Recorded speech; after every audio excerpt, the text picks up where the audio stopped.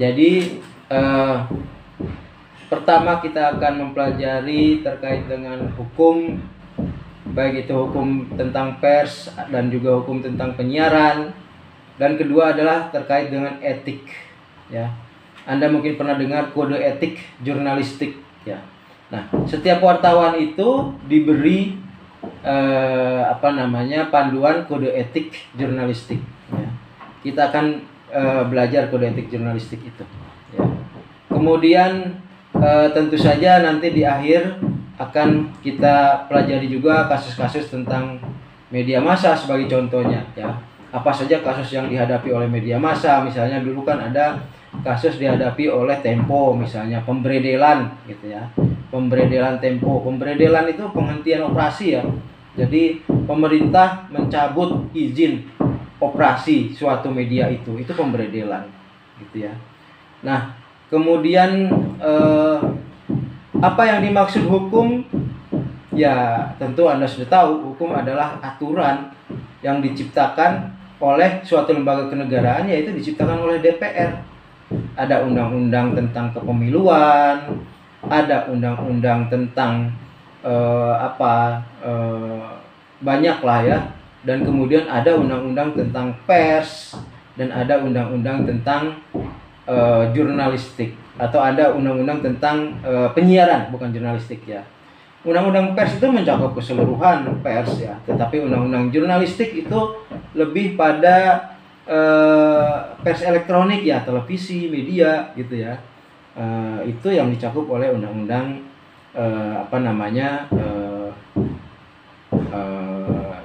tentang penyiaran ya. Nah, tentu saja hukum ini terus berkembang ya. Pada saatnya nanti misalnya ada revisi undang-undang pers atau revisi undang-undang penyiaran, itu dimungkinkan ya. Dan hukum itu bersifat tertulis. Jadi Anda bisa download di Google misalnya hukum tentang pers. Silakan Anda download, karena itu yang akan kita pelajari satu semester ini. Hukum tentang hukum tentang penyiaran ya, silakan Anda download. Dan kemudian satu lagi tentang etiknya adalah kode etik jurnalistik ya. Nah, itu yang akan itu terkait dengan hukum. Apa itu konsep media massa? Dennis McQuail mengatakan konsep media massa mengacu pada sarana yang terorganisir untuk berkomunikasi secara terbuka dan pada lingkup yang luas terhadap khalayak dalam waktu tertentu. Jadi ini media massa itu adalah intinya adalah komunikasi ya. Komunikasi dengan sarana yang terorganisir. Ya, bagaimana misalnya sarananya adalah koran. Ya. Itu terorganisir. Ya, si koran itu. Sarananya adalah media televisi. Nah, itu fungsinya adalah untuk komunikasi yang terbuka dan lingkupnya luas gitu. Televisi misalnya, asalkan Anda punya penerimanya, maka Anda bisa juga ikut menonton atau mengikuti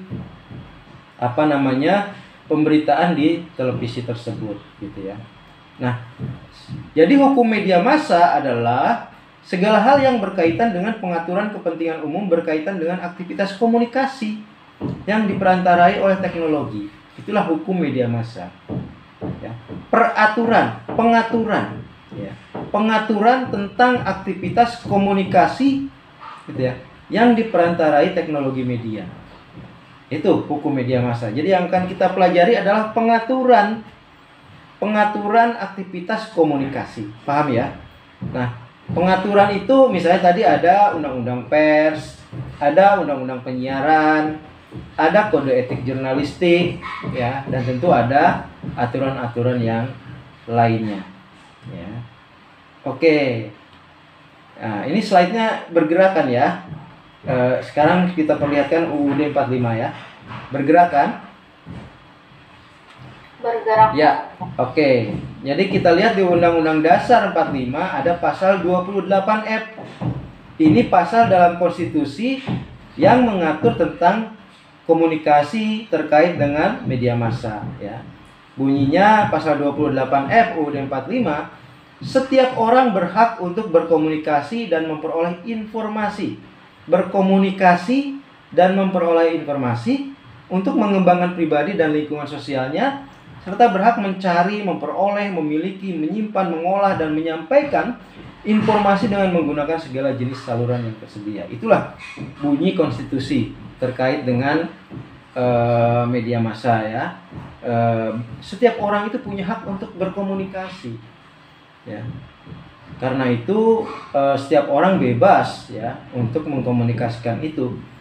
Bahkan saking bebasnya kita lihat misalnya di internet ya, setiap orang bahkan bisa membuat channel YouTube sendiri gitu ya. Bisa mengkomunikasikan apa yang dipikirkannya, apa yang ingin disebarkannya ke publik gitu ya. Dan itu masih dalam lindungan pasal 28 FUUD 45 itu. Setiap orang berhak berkomunikasi. Begitu ya. Oke, nah kita lihat undang-undang tentang pers itu berkembang ya, dari undang-undang era Soeharto, undang-undang 11 tahun 66, kemudian undang-undang 21 tahun 82, dan di era reformasi media massa itu atau pers itu dilindungi oleh undang-undang 40 tahun 99. Silakan Anda download undang-undangnya di Google, Undang-Undang 40 tahun 99, dan silakan Anda baca dan pelajari, karena ini yang akan kita pelajari juga dalam hukum dan sistem media massa ini. Oke, sebagai gambaran ya, saya perlihatkan pasal 6 dari Undang-Undang 40 tahun 99 tentang pers ini. Pasal 6 ini berbunyi, pers nasional melaksanakan perannya sebagai berikut. Yang pertama, memenuhi hak masyarakat untuk mengetahui, gitu ya. Jadi pers baik itu cetak, Kompas, Media Indonesia, Tempo, kemudian televisi misalnya Metro TV dan lain sebagainya, kemudian radio ya, yang sekarang udah hampir padam ini, kecuali orang-orang yang sedang di mobil di perjalanan mungkin masih dengar radio ya. Dan kemudian juga pers online, itu semuanya bertujuan untuk memenuhi hak masyarakat untuk mengetahui. Jadi ini menjalankan Undang-Undang 40 tahun 99 pasal 6. Kemudian yang kedua, menegakkan nilai-nilai dasar demokrasi.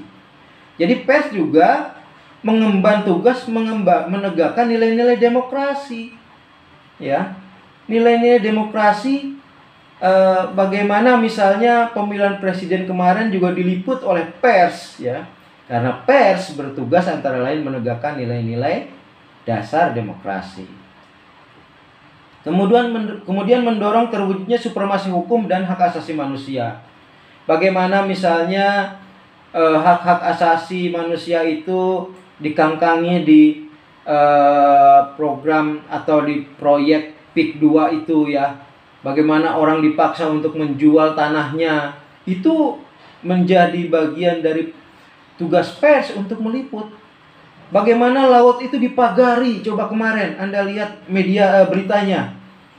Laut dipagari sehingga nelayan itu susah untuk melaut, untuk mencari ikan. Nah, itu kan pelanggaran hak asasi manusia. Ya. Jadi pers itu juga bertugas mengcover itu, sehingga publik tahu, oh ada pelanggaran HAM, memagari laut. Ya. Siapa itu yang melakukan? Nah, sampai sekarang belum ketemu. Ya. Laut kok dipagari? Ya. Akhirnya nelayan itu perlu berjalan puluhan kilometer untuk bisa keluar dari pagar itu. Ini kan keterlaluan. Dan ini antara lain diungkap oleh pers, gitu ya. Inilah luar biasanya pers, bisa mengungkap berbagai tindakan-tindakan yang melanggar hak asasi, tindakan-tindakan yang melanggar hukum, gitu ya. Kemudian pers juga melaksanakan perannya mengembangkan pendapat umum berdasarkan informasi yang tepat, akurat, dan benar. Mengembangkan pendapat umum.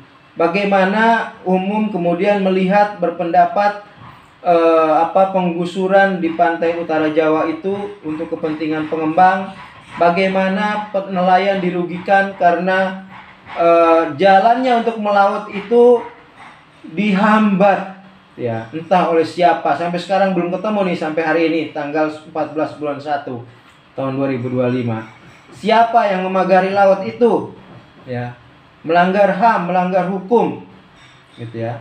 Nah, itu pers tentu bisa juga melaksanakan perannya untuk membuka itu agar kemudian publik tahu siapa yang melakukan ini, gitu ya. Kemudian yang keempat, melakukan pengawasan, kritik, koreksi, dan saran terhadap hal-hal yang berkaitan dengan kepentingan umum. Nah itu tadi, percis contohnya. Kepentingan umum untuk mencari ikan gitu ya. Nelayan, itu kan dilihat sebagai kepentingan umum. Itu dibatasi gitu. Dipagari. Ya. Pelanggaran itulah yang kemudian diungkap antara lain oleh pers ya, dalam fungsinya sebagai pengawasan, kritik, koreksi ya. Kemudian yang kelima, memperjuangkan keadilan dan kebenaran. Tentu ini kesimpulannya, pers itu juga memperjuangkan keadilan dan kebenaran. Bagaimana rakyat memperoleh keadilan dari rezim yang mengekang seperti itu, gitu ya. Tentu kalau tidak ada kekuasaan, tidak mungkin orang itu bisa menggusur semena-mena ya di pesisir Banten itu. Kalau tanpa ada lindungan kekuasaan, tidak mungkin orang itu bisa memagari laut sehingga nelayan kesulitan untuk mendapat ikan, gitu ya. Nah itu salah satu contoh peran mulia dari pers, gitu ya. Oke, saya kira itu ya sebagai pembuka yang mungkin bisa menjadi pengantar dari kuliah ini. Nah,